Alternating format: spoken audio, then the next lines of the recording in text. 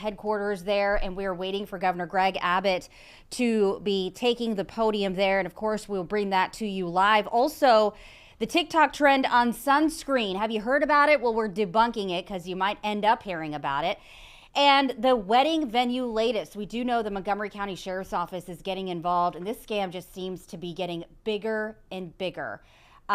First, though, we are going to go ahead and go to Texas Governor Greg Abbott, where I believe the news conference is going on, and we'll get to that in just a second. But first, let's go ahead and take a look at our weather, because we have meteorologist John Dawson here. What a treat. Oh, thanks. Good. Good to be here. And the weather is a treat, too. The heat is on. If you like the heat, yes. I think we're going to be quite pleased with the forecast. And yeah, I'll talk for a little bit here. And if Governor Abbott wants to go ahead and talk, I don't mind pausing, letting him take over. He's got a whole bunch of people in the room there, everything for him. But you and I here talking about what we've got going on. Let's look at the headlines as far as what we're expecting overall. It is going to be a warm and breezy. This is pretty much a locked-in June forecast is what we're looking at. The exception is a little bit of a pattern change once we get to the end of this week and into the weekend, with some Saharan dust that wants to make its way all the way into the Houston area. So looking like one of those isolated downpours is able to kind of get caught here on our tower cam. As you can see, some of that rain falling in the background there. We're going to be able to enjoy those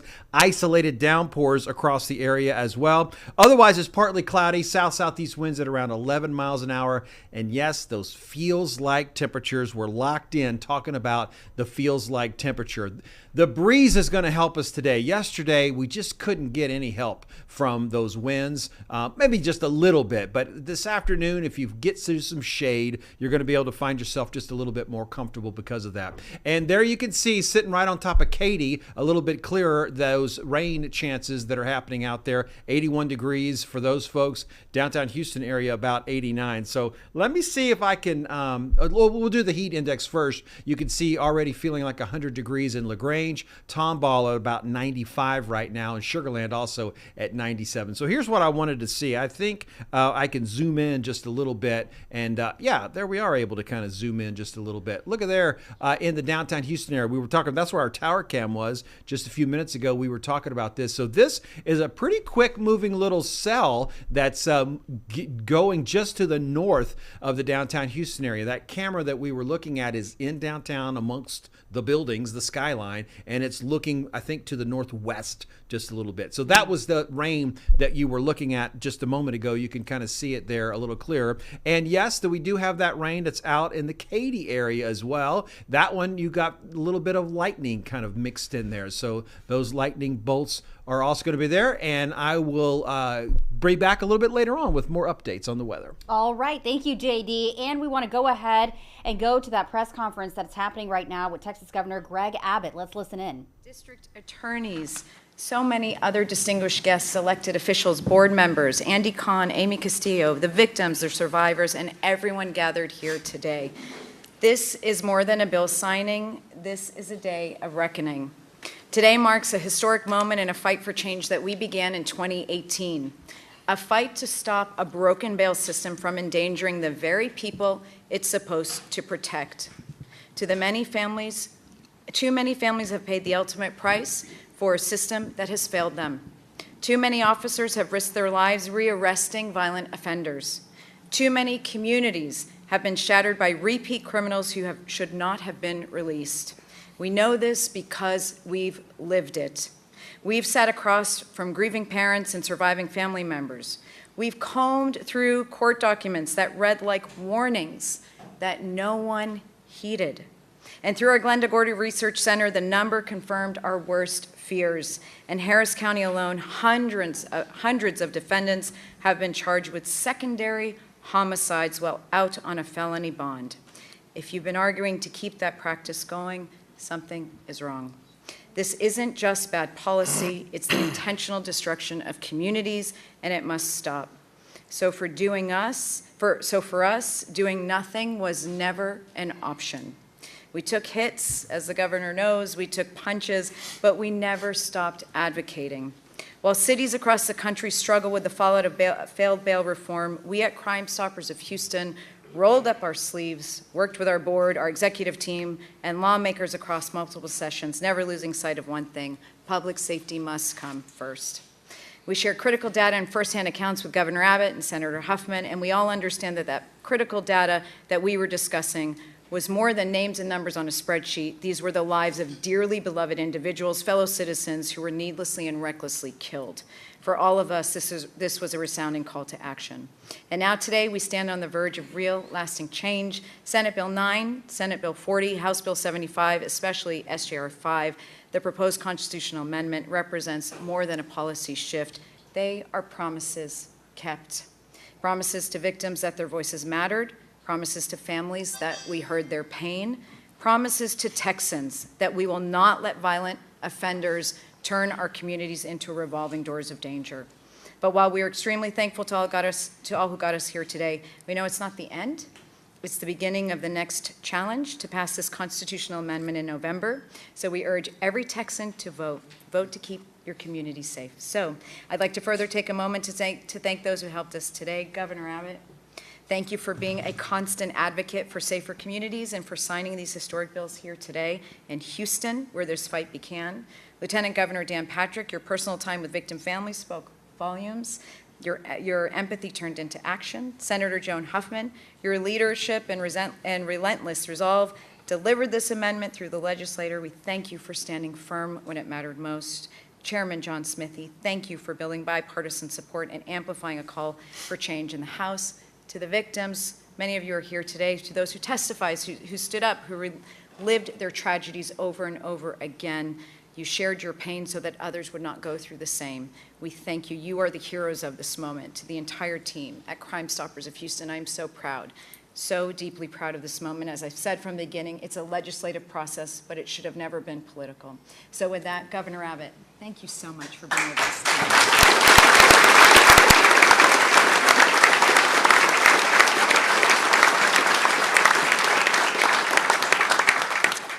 Well, a very big thank you to Rania. Thank you for your kind words, but more importantly, thank you for the tireless work that you and Crime Stoppers have put into this cause for a long, long time now.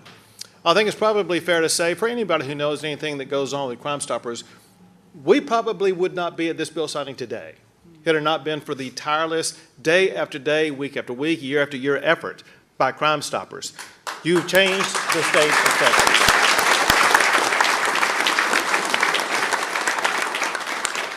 I'm going to put Crime Stoppers under the broader umbrella of advocate groups. And I know there are many other advocate groups, both here in Houston as well as across the state of Texas, who stood up and fought for this. One thing that our legislators need during a time of battle to get things passed, they need those advocates to come testify, to demonstrate the necessity of this legislation. Your testimony, your advocacy made a difference and ensured that I would be able to sign these laws today.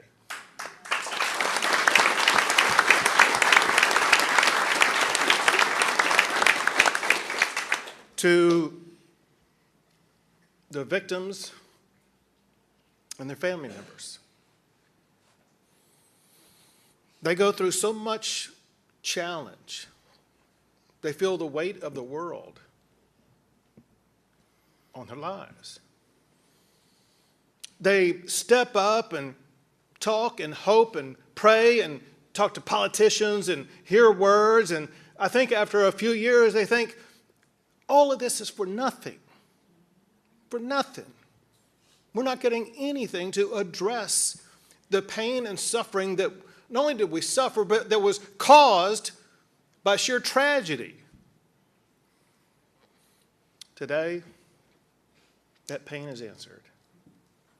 Because of what you and your families have been to, not only are we signing laws that correct the wrongs that caused you to suffer, but your efforts have led to a rewriting of the Constitution of the state of Texas to ensure criminals like those who harmed your families will never be out on the loose again.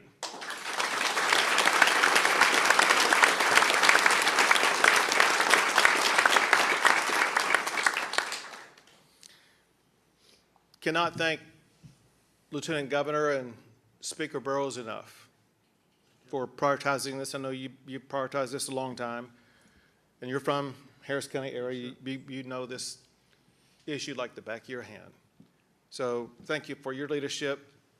Thank you for helping to make sure that it swiftly passed the Senate.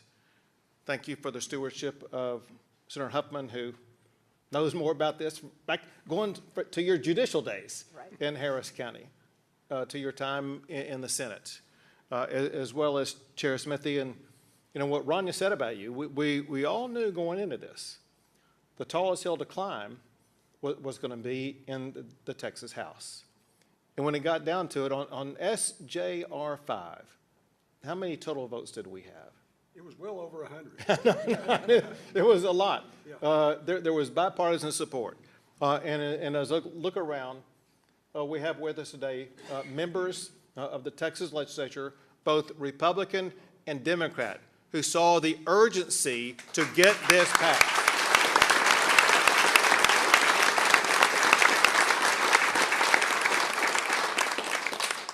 Another group of people with us today who fight for us every day, quite literally with their lives, and that is law enforcement officials. We cannot be a safe city, county, or state, or nation without these law enforcement officials putting their lives on the line, and those lives were under assault by these judges who were letting these criminals loose, criminals that they arrested to put behind bars only to see back out on the streets just a few hours later, threatening the lives of the very law enforcement officers who arrested them in the first place. This group of laws is as much for those law enforcement officers and their protection and their safety as much as anything else. So please give it up to every man and woman who wears the uniform of our law enforcement officers.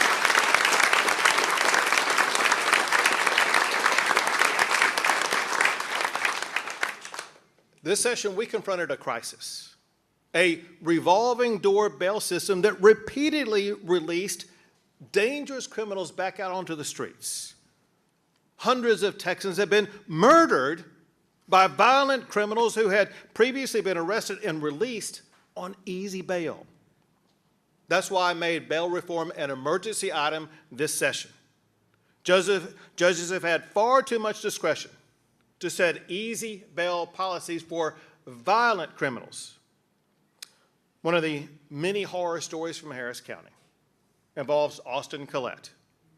Austin Collette was charged with murder, and then he pled guilty for that murder charge.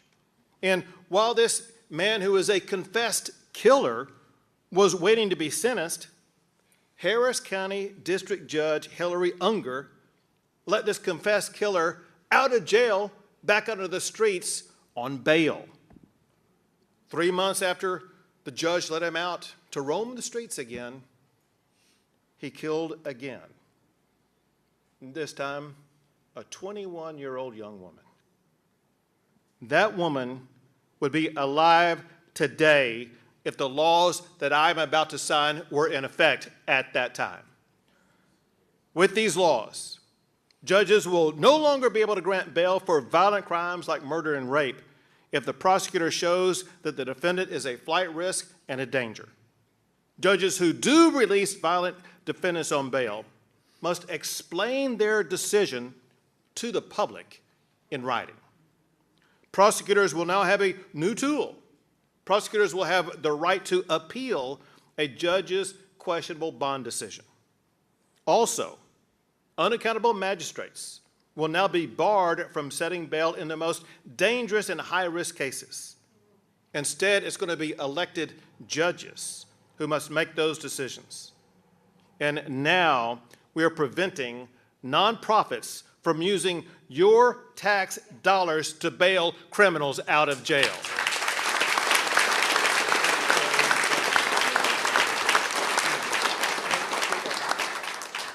As one victim's father told me, our criminal justice system gives offenders the opportunity to go back to their lives. Meanwhile, the victims can never go back to their lives, and neither can their grieving families. That travesty ends today, thanks to the hard work of the Texas House and Senate. Lives are going to be saved because of the action They took this session. Now, let's make this law.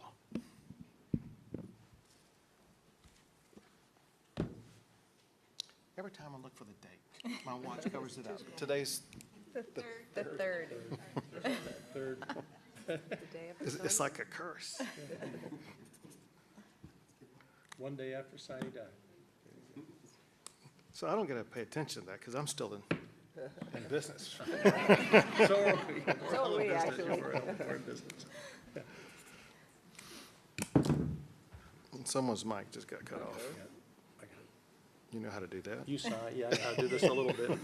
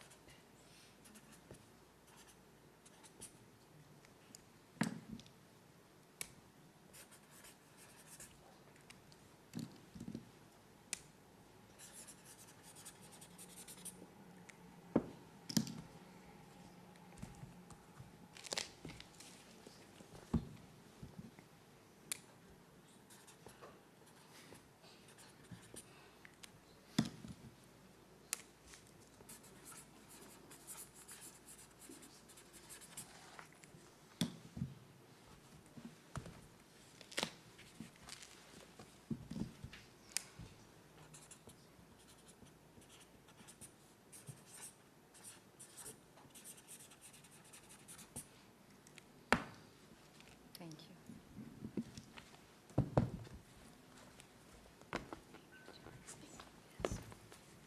Why don't you hold that one up?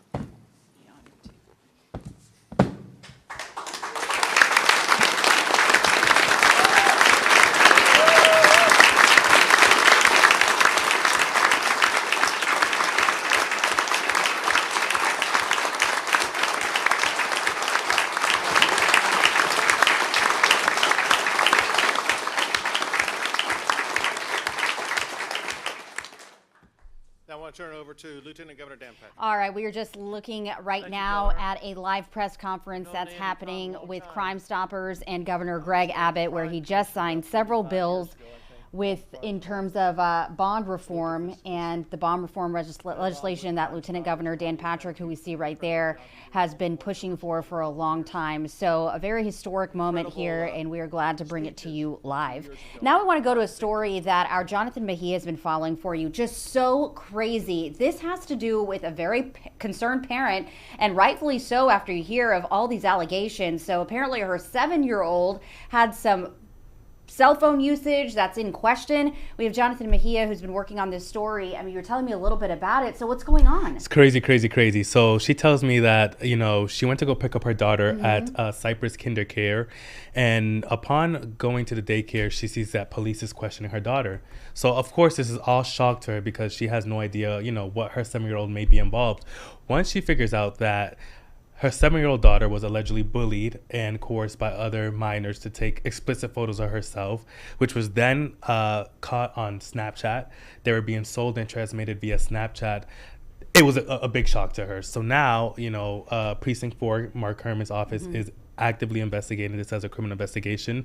No charges have not been filed yet. They have the IP address of this man that's been demanding these pictures on Snapchat, but just the situation of it is absurd. You're talking about, at the time, her daughter was 7 years old, and allegedly the two older girls that were forcing her to do this, they were 9 and 11-year-olds. So we're not even talking about teenagers yet, having access to, phones, Snapchat, social media, and the transmitting of, call it what it is, child explicit content. Right. So we went out there, we talked to her attorney, and we reached out to the daycare. They sent out a statement, and they did not deny that this incident happened. But what they're saying is here that their investigation found nothing to support any claims that a lack of supervision led to this incident. So the daycare is saying, well, our staff is not at fault at this because we were not supervising what's going on.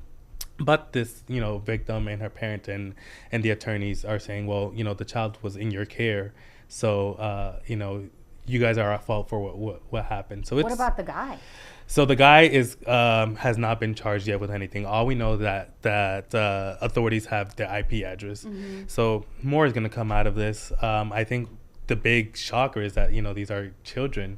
Yes. And I know that parents may give their kids phones maybe just to be in touch or communicate, but I don't think they talk or think that a 7-year-old, 8 or even 11, 9-year-old are on Snapchat. What's crazy is, sorry, I didn't mean to interrupt you. I was just going to say what's crazy to think as someone who has a child in elementary school is how are you getting access or how are you being pursued by these alleged pedophiles who are asking for these type of pictures, right? It's crazy to think about because it's not only through, we reported on cases, for example, where a child was, being solicited through a game, right?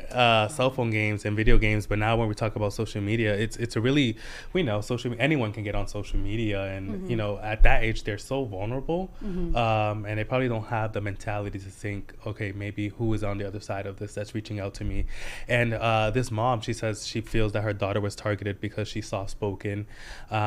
She's very non-confrontational and she's one who doesn't want to do anything wrong. So she says that, when she was able to question her daughter what was going on, she said that the older girls were bullying her and they told her that she doesn't do it, they'll tell her mom or they'll tell the teachers involved. So the daughter felt compelled or I guess forced to do these things and not realizing what was going on with the pictures she was taking. So was the mother just totally shocked? She had no idea. Had no idea. And she says she allegedly found out a week after the incident happened. Oh. So, she was just shocked by what was going on. She said that, she couldn't believe it. And she just, fell to tears because she had to explain to her daughter what was going on and explain to her daughter that she was a victim of what's happening.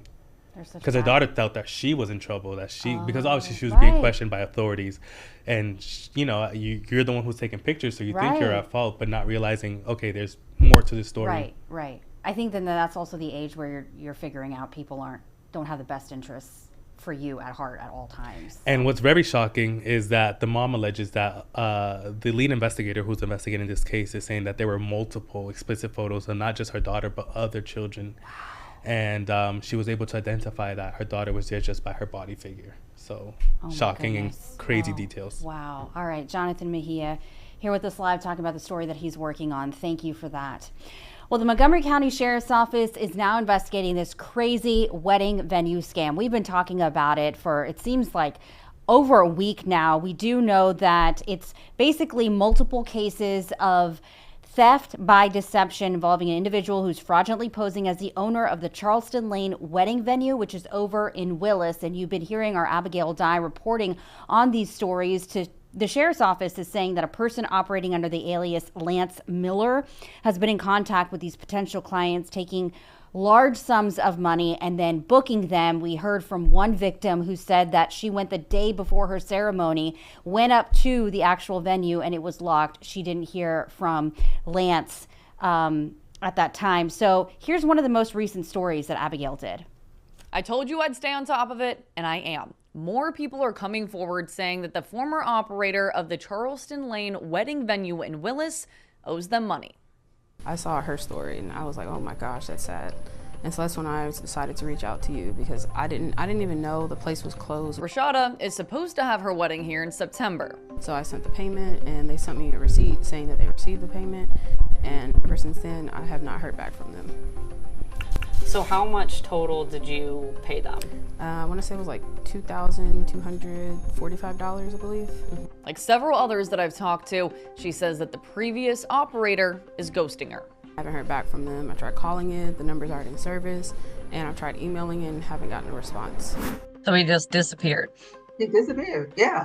Chanel Joseph says she had her wedding in March. All the food was cold. It was room temperature to cold. He would agree to pay me, give me a refund of 50% on the food. She says between that and the security deposit, the former operator promised to refund her back about $6,000. I didn't receive a dime. I have not received a dime to date. Says she sent the operator this credit card authorization form to pay. When we came back from my honeymoon, a girlfriend of mine sent me the clip of the first news segment you did on Charleston Lane. And so that got my wheels to turning. I started going through credit card documentation. She says those records show that the payments didn't go to Charleston Lane, but to an insurance company and an apparent apartment complex. I pulled up the invoice from Charleston Lane where it showed where I made the payment, and pulled up my credit card statement. It was the exact same amount on the exact same day. I'm only led to believe that allegedly he used my credit card number to pay these other people, but pawned it off as me paying on the invoice. I've now confirmed documentation of lost funds with 11 different possible victims. That total loss adding up to over $153,000. I hope he does the right thing and reaches out to the people that he's hurt and give them their money back. The Montgomery County District Attorney did confirm with us last week that the Sheriff's Office is investigating this matter. If you have a story like this one, reach out to them to aid that investigation and reach out to us. We're going to continue to push this forward. For Fox 26 News, I'm Abigail Dye. All right, Abigail, thank you. And we'll be right back.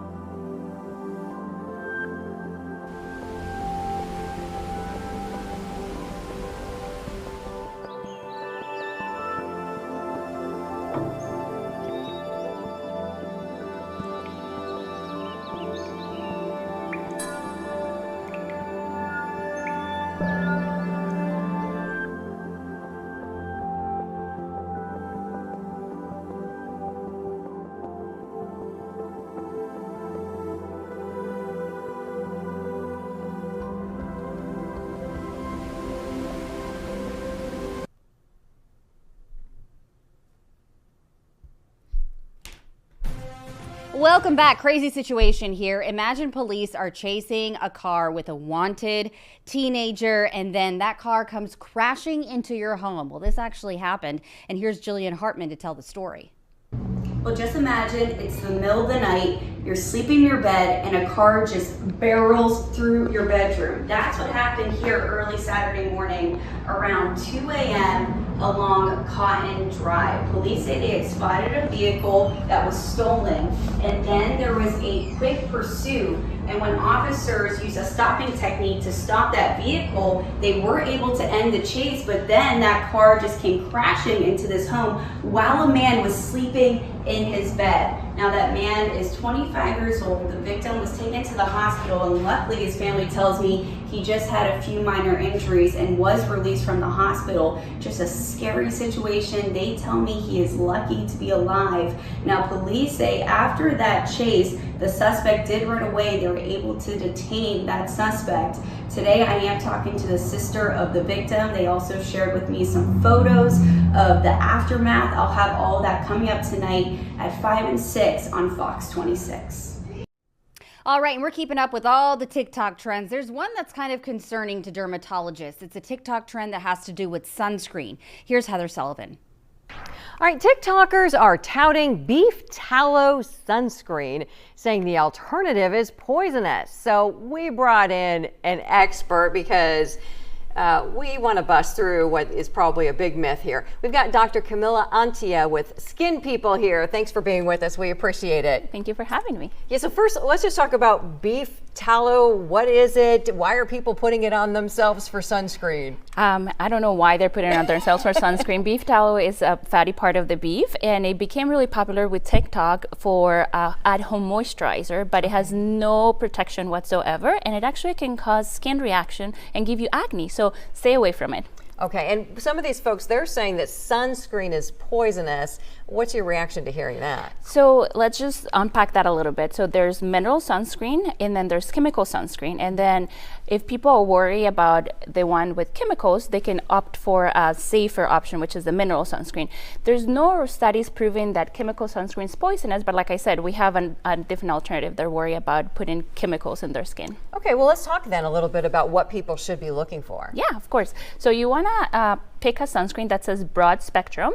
You want it to be at least 30 or above. You want to reapply it every 2 hours, and then you just want to make sure you put enough. Okay. How do people go about looking for, whether they're maybe comfortable with a chemical one or whether they want to choose a mineral?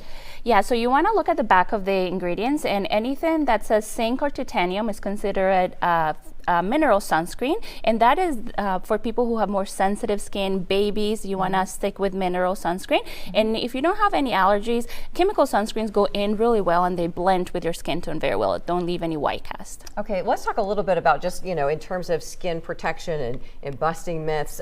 So if it's cloudy out, you still need sunscreen, right? You do. Yeah. If there's daylight, there's UV, and UVs can go through the clouds, so always sunscreen. Okay, and now we see these SPFs that go up to 50 and 100, and they're really high. Yes.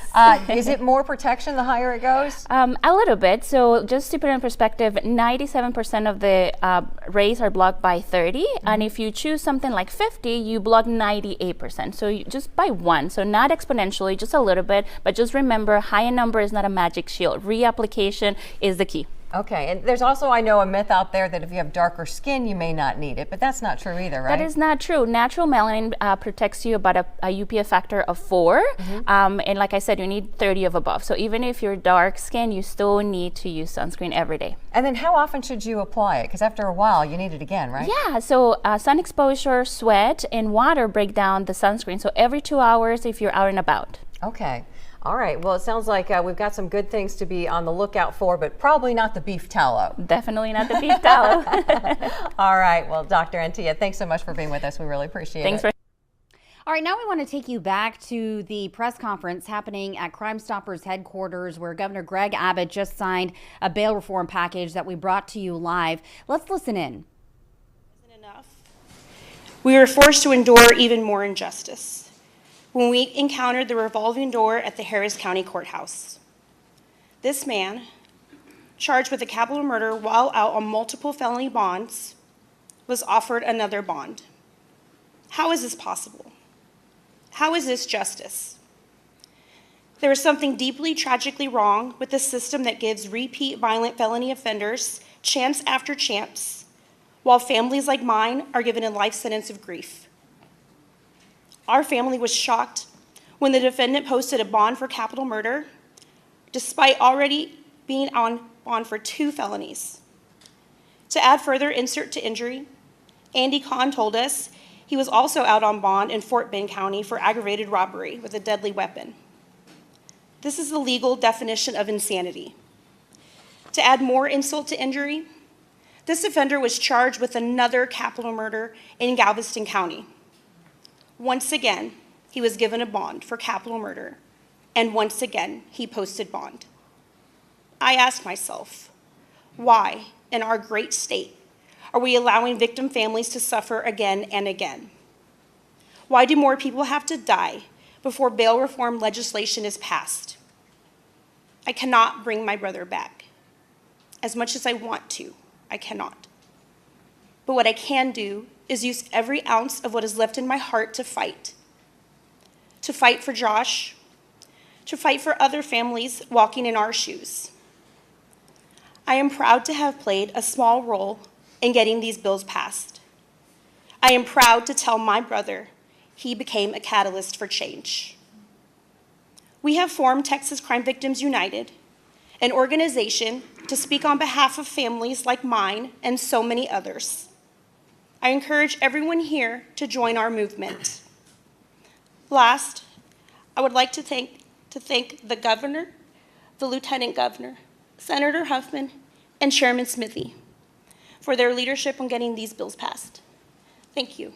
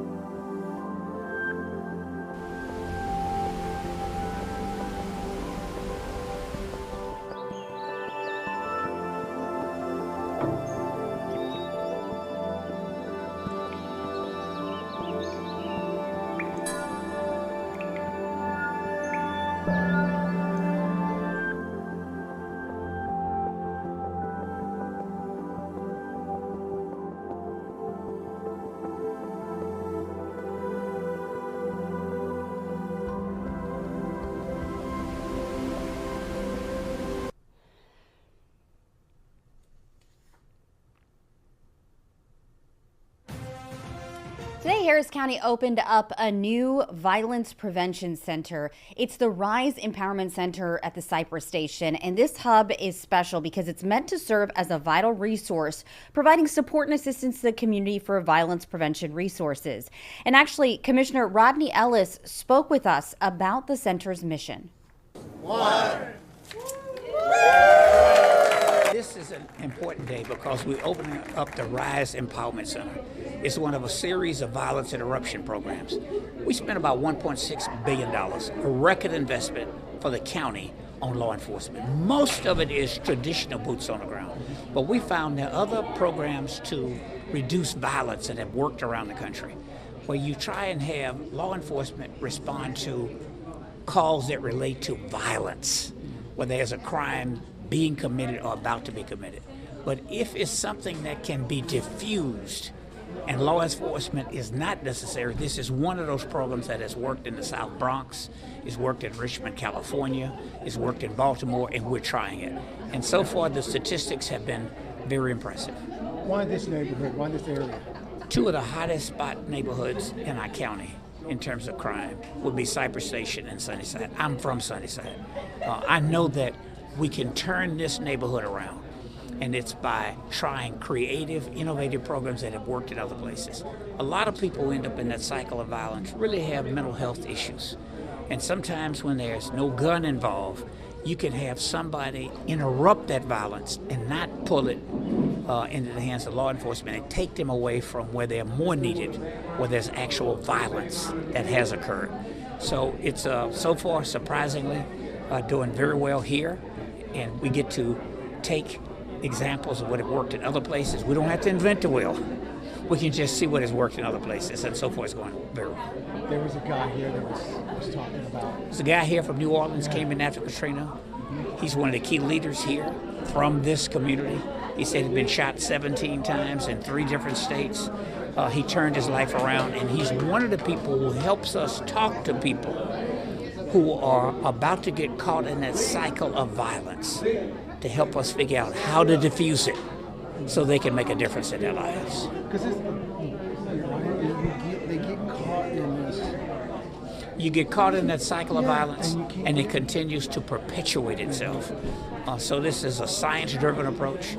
All the experts say, don't run it through law enforcement, because you try to get these people out of the habit of getting caught into that law enforcement cycle. Right. So we run it through the health department, which is the best practice around the country, and it's going well. We're trying to come up with the resources so we can expand the program. When we started it, it was with federal money. We know the likelihood of that coming down the road is pretty slim, but it's working. And I'm committed to doing everything I can to working with my colleagues. I think their support, if we have the funding, we want to expand it into other parts of the county as well, not just the 2 hotspots that we know about. Cypress Station, one of them, which is why this station is here. The other one is Sunnyside, where I'm from. What do you hope to see in the next? I hope we can reduce this cycle of violence that has been happening in this neighborhood for decades and create some sense of normalcy. And we can learn lessons that we can try and emulate in other parts of our county. Now, lawmakers are back at work on Capitol Hill after the Memorial Day break, and President Donald Trump's so-called Big Beautiful Bill is now in the hands of the Senate. But Senate Majority Leader John Thune isn't just fighting Democrats. He's also trying to convince some members of his own party who think the bill includes too much government spending. Senate leaders addressed the task before them just minutes ago. And so we're anxious to get to work on it.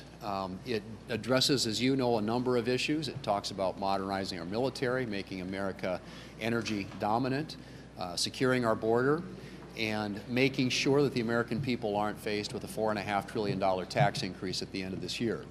Not to mention significant savings achieved by the deficit reduction measures that are included in the bill. So those are all things that are part of the reconciliation bill that the Senate will be taking up and ultimately voting on. We have a planned, obviously, schedule in which to complete it, and we will try and stay on that, but obviously we were going to take a lot of input from our members and make sure that as we go through this process, it's done in a way that incorporates the views of Republican senators. What's interesting, of course, is the fact that Senate Democrats have said they are going to fight it with everything they've got, according to their leader. And it's interesting to me that what they are going to be fighting against is border security, modernizing our military, making America energy dominant, and they are going to be voting for the largest tax increase in American history. It would put $2.6 trillion in new taxes on people in this country making less than $400,000 a year. That's what the Democrats are going to be fighting tooth and nail for, in addition to fighting against all the things that I just mentioned. But Republican senators are anxious to move forward, and we're going to get this done one way or the other. It will take some time, obviously. There are a lot of moving parts, as I've said, but we are excited to be working with the President and working with our colleagues in the House of Representatives on the agenda that the American people elected last November. Senator Capito. Well, thank you. I want to, at the risk of being redundant, I think it can't be said enough that we actually have a responsibility here. We have a responsibility to the people that elected us, but the people that elected President Trump. We remember back in 2018, I do, in 2018, 2019, after we passed the 2017 jobs and tax relief bill that we passed, we saw people's salaries, people's wages going up, more people working in every single different diverse category of our workforce. And if it weren't for the pandemic, I think many of us wonder how far could we have gone in terms of our productivity, in terms of families becoming more prosperous. And so I think we do have a mandate to lead, to make sure our taxes don't go up, to make sure that we have our I visited small businesses while I was home. They are very anxious for the depreciation and the expensing so that they can grow their businesses and hire more people. These are extremely essential to every small business, which is really the foundational aspect of a small state like mine, where most of the employment arises and where people can stay and raise their families. So I'm excited about what we're going to do. We will not fail here. I'll make a prediction. We will not fail. We will bring forward from the Senate a robust product that will protect the American people, that will unleash our American energy, but also will make sure that those flourishing days of 2018 and 19, when we were on a roll, will return for every single American. You criticize the Democrats saying they're going to fight against this with everything they've got. That doesn't seem to be your problem. Elon Musk seems to be your problem. Absolutely torching this bill here, saying everybody who voted for that should be ashamed. Well, look, we obviously respect everything that Elon did with Doge. On this particular issue, we have a difference of opinion. And I think it's rooted in the fact that he's accepting the CBO assumptions that are built upon a static scoring assessment of the effect, the macroeconomic effect, growth effect, that these changes will have on our economy. And all the modeling that we've seen suggests that the changes that are being made in the tax policy, particularly making permanent bonus depreciation, interest deductibility, R&D expensing, are going to lead to significant growth. And you couple the growth with the biggest spending reduction in American history, and you will see a reduction, not an increase in the deficit. So we have a difference of opinion. He's entitled to that opinion. We're going to proceed full speed ahead. All right, well, we are officially in hurricane season. It started on Sunday. So coming up, we are going to have a brand new Forecasting with Friends.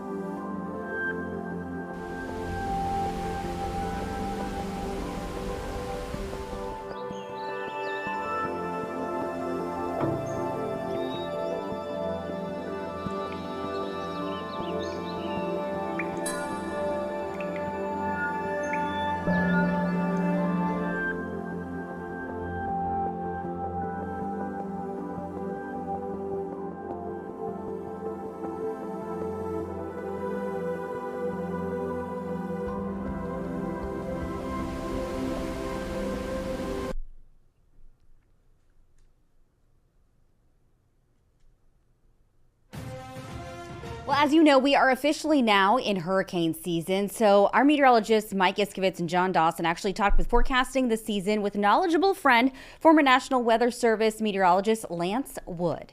I want to start out asking you about, so NOAA, within the last few years, it comes up with a seasonal forecast now. And basically, there must be a dozen different organizations now that come up with the seasonal forecast. Many years ago, it was just Bill Gray from Colorado State, Dr. Bill Gray, the late great, who had this forecast that came out, I think, just once a year, that they would predict what was happening in the upcoming season. Well, now everybody's kind of caught up to that. There's some private companies, and now NOAA does it as well. So what are your thoughts on this? Well, what are your overall thoughts on seasonal forecasts as a whole? What purpose would they serve for folks that are watching? I honestly, it's an interesting science to study. We're still not very good at telling you where they're going to go because the formation area is it's just very difficult to predict. But I do think they're nice in that they sort of give you a heads up that, hey, the season is starting. Let's start paying attention. And there is some correlation to, if you have an above normal season, you have a little bit greater chance of a landfall. So, I mean, I think it's worthwhile science. It's just, my takeaway on it is, hey, the season's coming, time to get ready. Yeah, definitely. Yeah, and I think that a lot of times some of the bigger corporations or companies, use that a little bit more. If you own hundreds of oil rigs out in the Gulf somewhere, that's going to be pay attention. But as for the individual, you're right. We just kind of use it as that bell that kind of reminds us, oh yeah, here's hurricane season. Let's make sure our preps are ready. Let's make sure we're watching a little bit more of the tropics for sure.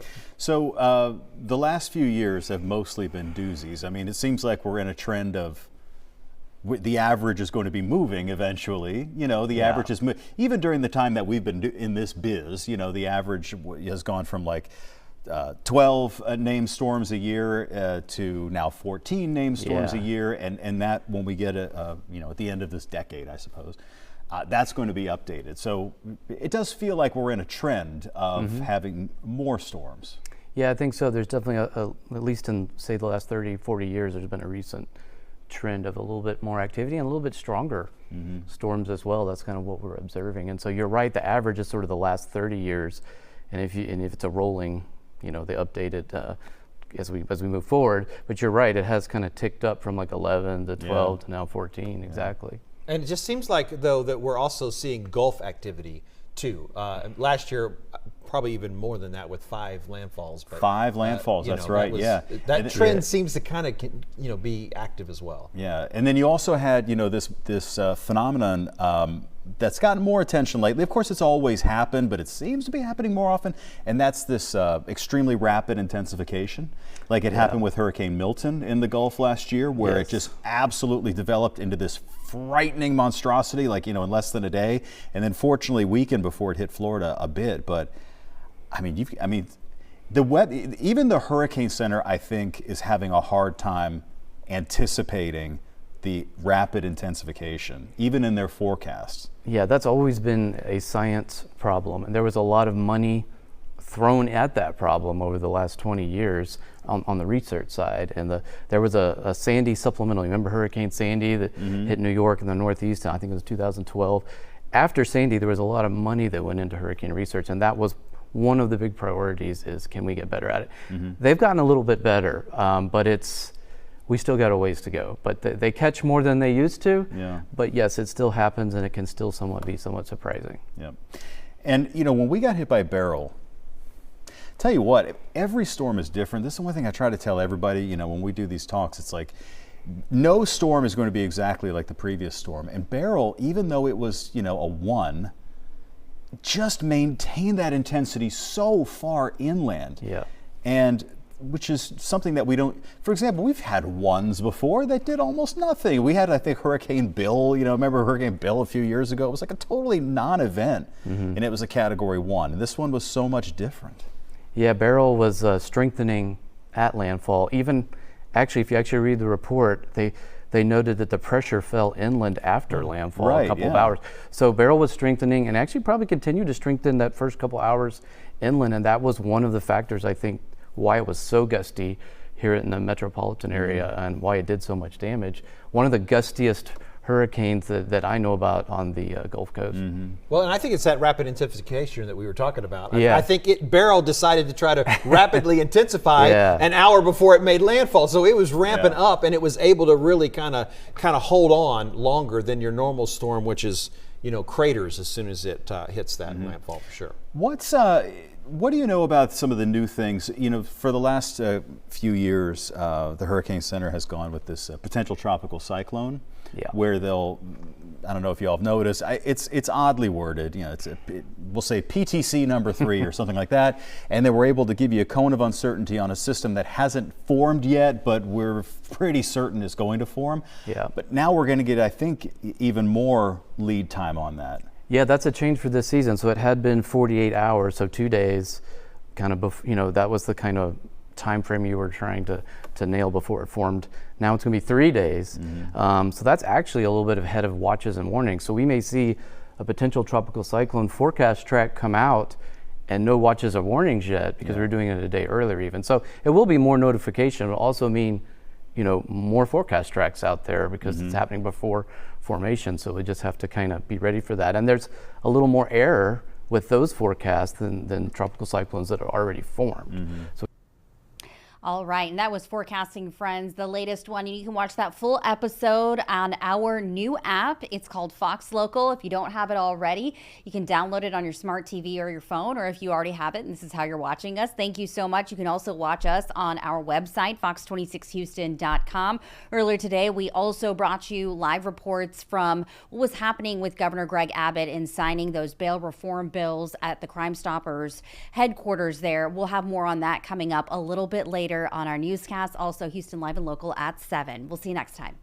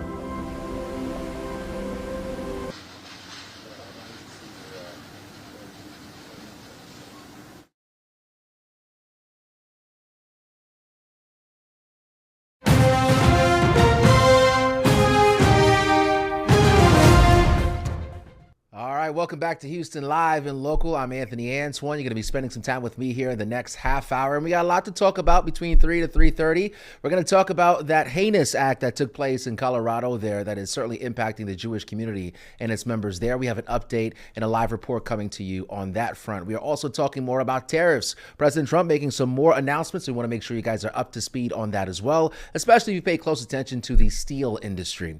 Also, we have some big-time legislation being signed here by the governor, Greg Abbott, and it's something we haven't seen here in Texas before. So our Randy Wallace has really been paying a lot of attention to the bond or the lack of reform on bond. So we're going to see an update and hear from the governor here today as he moves forward and sign a piece of legislation that will impact bond reform here in Texas. And lastly, you know, my nephew just sent me a text message the other day. He's like, Uncle Tony, I want a Nintendo Switch. I was like, how much is it? He gave me a price. I said, we got to talk. Well, we're going to give you some more details on the Nintendo Switch. I believe it goes on sale in about a day or two. Melissa Wilson is going to give us an update on that. So lots to talk about in the next half hour. So let's jump right in. And I think it's appropriate for us to start with that historic news here from Governor Greg Abbott. Let's listen to what he had to say here today about bond reform. I think it's probably fair to say, for anybody who knows anything that goes on with Crime Stoppers, we probably would not be at this bill signing today had it not been for the tireless day after day, week after week, year after year effort by Crime Stoppers. You've changed the state of Texas.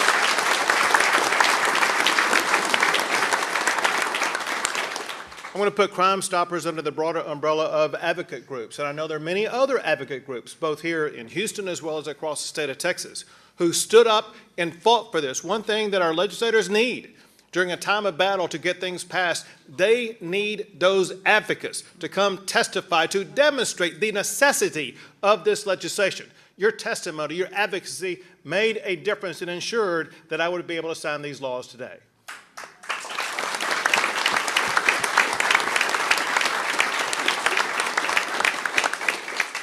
To the victims and their family members, they go through so much challenge. They feel the weight of the world on their lives.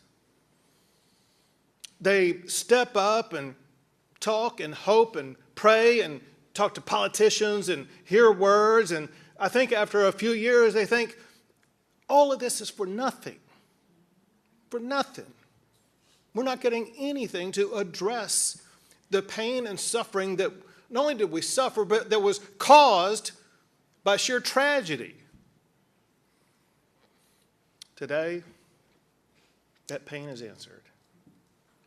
Because of what you and your families have been to, not only are we signing laws that correct the wrongs that caused you to suffer, but your efforts have led to a rewriting of the Constitution of the state of Texas to ensure criminals like those who harmed your families will never be out on the loose again.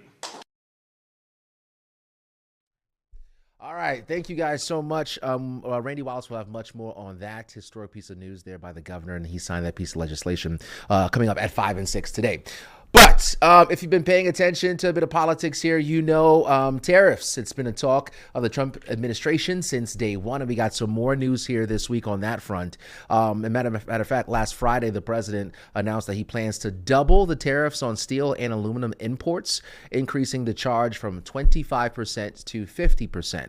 And in that announcement, which he made on Truth Social, which is the president's own social media company, he said that the double tariffs would come into effect on Wednesday, June 4th. So that's basically tomorrow. So that kind of sent everyone scrambling a little bit. And I'm no expert in this field, but I certainly know someone who is when it comes to trade and tariffs. Dietrich von Biedenfeld of the University of Houston downtown joining us. Dietrich, always a pleasure to have you, my man. Let's jump right in here. Just talk about the reaction, in the industry itself, aluminum and steel, when the president made this announcement. Absolutely. And the market concern is really going to come downstream when we look at who uses the steel. So we're not as concerned with the raw producers because geographically those metals come from where they come from. Mm-hmm. And so that's been a concern with software and technical equipment. That's been a concern with chips. And now, of course, with steel, the raw material or the mines, any of those sorts of ore components, that reaction isn't going to be as strong as those places that refine it and produce it. It's going to be a big problem for shippers, right? If you have an existing contract to ship the steel or to purchase the steel, a rapid fire turnaround on tariffs and including that in your profit margins, your P over L, is going to be a big challenge. So this is going to be a big problem. Then, of course, we immediately go back to the consumers. Yeah. And, you know, when the president announced his first set of tariffs earlier this year, he talked about asking businesses to essentially eat that cost, you know, and try not to pass it on to consumers. But I would imagine that's difficult for any industry, any business to do, and steel would be no different. Absolutely. And because of the types of industries that rely on steel, this is a much bigger issue. So when we think about different types of tariffs on even agricultural goods, maybe you can find a support or supplemental product that you say, well, you know, I'm not going to use as much sugar in my baking this time because sugar has gone up, or I'm going to find a different type of flour than I usually use to offset this cost. But when you think about steel and you think about the component parts and requirements of certain things, particularly with medical equipment and certain things that when we think about rust, this steel, medical grade steel for your scalpel, is a much bigger deal than aluminum. So that does tie into consumers. If you're talking about buying appliances like refrigerators, we know now that these appliances are a lot more computer than hardware, like in the old days. But there's still, I mean, there's a major market in the appliance, particularly specialty goods areas, for these stainless steel products. Their lifespan is impacted, and so you might find suppliers then impacting consumers by using lower grade materials to meet the price point expectations of consumers, but then those warranties might be void. When we think about construction projects and using, again, a lower gauge or lower quality steel to meet the pricing components, we might have instances like Miami where you've got condos collapsing. You know, you hear one thing in the reporting about what's taking place. When you break it down from the consumer level, you really start to see the potential impacts of this. And, you know, the first go around we talked about tariffs, a lot of these smaller businesses were, or even some major companies were looking to make moves and move where they do production. Maybe instead of it being done in China, they might try to get it over to Vietnam or something because of the tariffs. Like, steel companies can't really do that, can they? Not on the same level, not only because of the skill level, and we did talk about this before with things like getting a CDL. So having that commercial driver's license to actually drive an 18-wheeler is a much bigger deal than just moving, say, a bicycle courier service from one place to the other because of the licensing and regulation associated with it. Similarly, the types of equipment and manufacturing, not only the weight, you're not going to ship this cheaply across country, you're just going to build it at scale. So one of the challenges is there's major infrastructure investment by these companies in the areas where they are. People, of course, build their families around it because a lot of these jobs in certain places, because of the specialty, become union or union adjacent type jobs. And so these communities, Bethlehem Steel is, of course, a historical example of something where the entire town was impacted when they shut down that factory.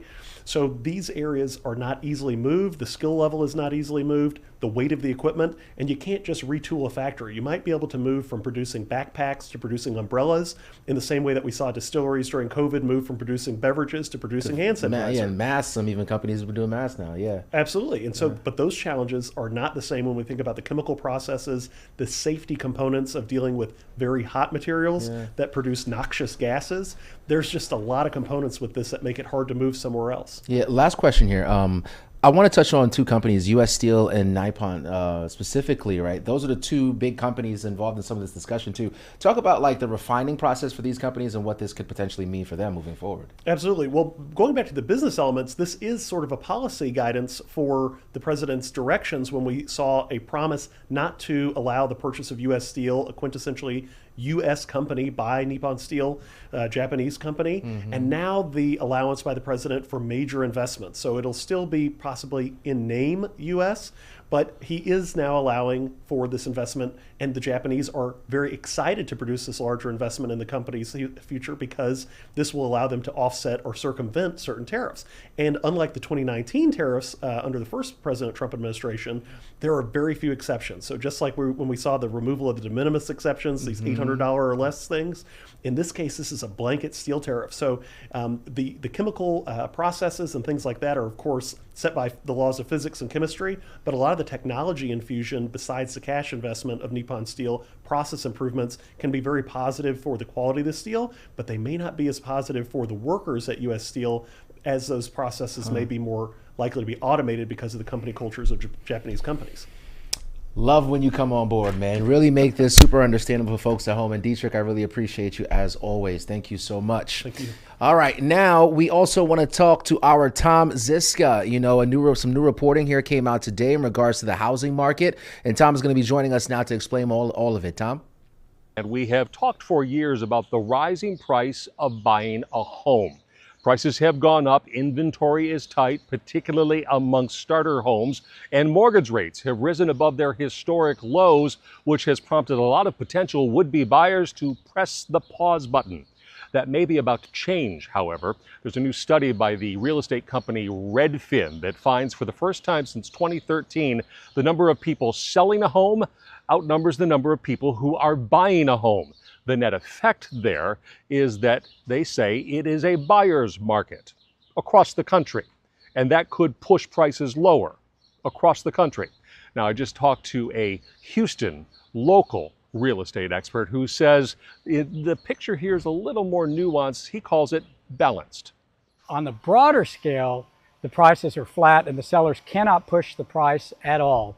They have to pay attention to what their neighbor's house sold for and price it right there or something close to that. You cannot, a year ago, if the neighbor's house sold for $800,000, we might ask $840 for ours. Those days are gone. What your neighbor's house sold for, you need to price your house very similar to that. So while the cost of buying a home is still very expensive, it may not be the wild fluctuations and arms race to see how much the market will bear, but rather see homes sold for what the market is worth. There's a nuanced difference there. Talk about it more on Fox 26 News at 5 tonight. I'll see you then. Oh, that's good stuff, Tom. I'm looking to buy a house here myself, so selfishly, I'm paying attention. All right, thank you so much, Tom. Again, you'll see him later on our newscast at 5 and 6. We're going to get to weather in just a second because I know you guys want to know how you can plan the rest of the day because we saw some spotty showers out there in the Houston area just a little bit ago. But we do want to get to Colorado here. We have some new updates and new information about the man who was accused of that firebomb attack at a pro-Israel rally happening in Colorado over the weekend. We now know from our sources that this man's family, Mohammed Suleiman, well, his wife and his 5 children have now been taken into ICE custody, and the suspect told police he actually spent about a year planning this attack here that we know injured at least 12 people. Fox's Kennedy Hayes is now joining us live in Boulder, Colorado with the latest on this. Kennedy, fill us in. Anthony, well, Fox sources confirmed that the suspect's wife and 5 children are now taken into ICE custody. They're being processed for expedited removal, and federal officials are looking into whether they knew about the attack or helped plan it.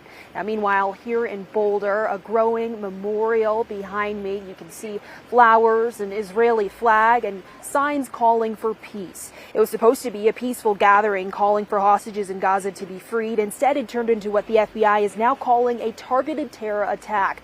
One man who was there told me he ran toward the flames to help his friends.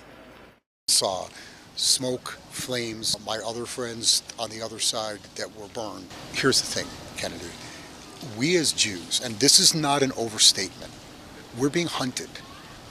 And this is now proven it. It was already proven when the two young people were killed in D.C. or the governor's home was burned. People have asked me today, would you continue to go out? I don't know.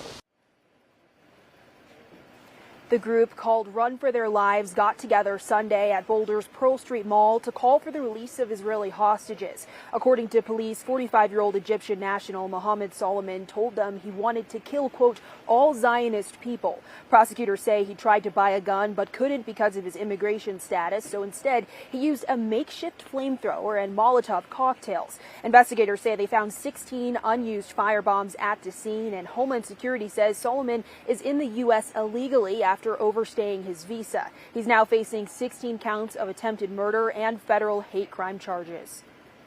And when he was interviewed about the attack, he said he wanted them all to die. He had no regrets, and he would go back and do it again.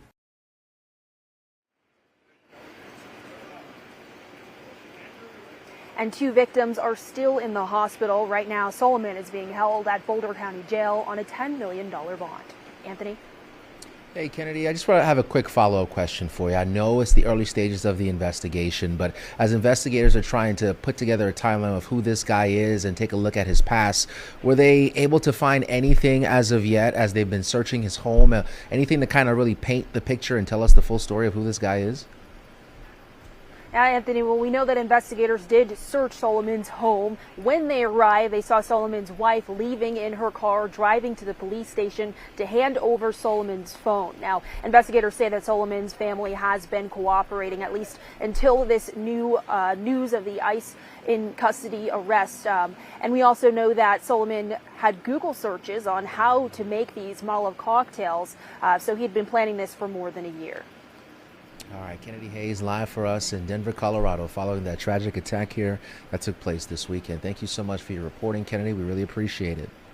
All right, let's bring things back here to the city in southeast Texas, I should say, as we take a look at our viewing area and the forecast that we've got brewing. So I want to bring in meteorologist Ramisha Shade. You know, Ramisha, I went into the gym today to get a quick workout, and then I walked out, and there was rain. My car was wet. When I walked out of the gym, it was cloudy. I was looking around. I was like, oh, do we have some storms brewing? It didn't start raining. It started raining when I got almost to the station, but yeah. I was kind of surprised by it. Like, I knew, like, well, we said a low chance. You guys said a chance. But, usually when you hear a chance, you're like, oh, not me. Not my area. But this time it wasn't. This time it was. Yes. So there's a low chance, but actually the downpours were developing kind of right over this area, right over the station and where I was driving into. So not much rain out there, but the little bit of rain that we had developing right over us. So watch out for a few downpours out there. We still have that out there right now, but do we have the risk for tornadoes, 70 to 80 mile per hour winds, large hail, maybe golf ball to baseball size hail? Well, at least for today, the answer is no. If you are hanging out in and around H-Town, yes, there could be a little bit of rain, a few lightning strikes, but the main severe risk should stay off to our north up towards Wichita, Oklahoma City. You can see a severe thunderstorm watch until 9 p.m. there. And then around Kansas City, we've got a tornado watch. So that's where it really gets a little dicey with the threat for a few of those very dangerous tornadoes. So severe weather risk for the rest of today through tonight going to be 2 hour north and northwest. So if you are traveling, maybe driving or flying up towards Austin, Dallas, OKC, and up towards the Kansas City area, there will be the potential for a few severe storms impacting you. I want to show you what's happening in our area, Harris County, southern parts of Montgomery County. Notice we got a few downpours that have developed and they are persisting for now. Nothing close to being severe. In fact, over the last 5 to 10 minutes, the heavy rain has really fallen off. So really just left with a few light showers near Tomball and just east of 45 near Spring and Aldine and between Aldine and Atascocita.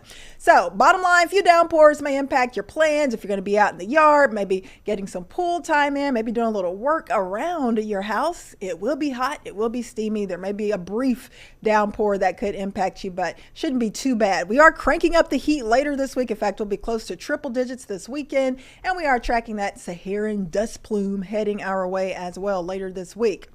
90 degrees almost for Houston, upper 80s right now, but when you factor in the humidity, it feels like 95. It already feels like triple digits in Wharton and Bay City. So this is a chore you may not want to do, but if you have to knock it out this evening, it's going to be a decent evening to do so. You won't have to dodge too many showers and storms, just a brief downpour possible, but temperature is still close to 90 if you're cutting the grass around 6 p.m.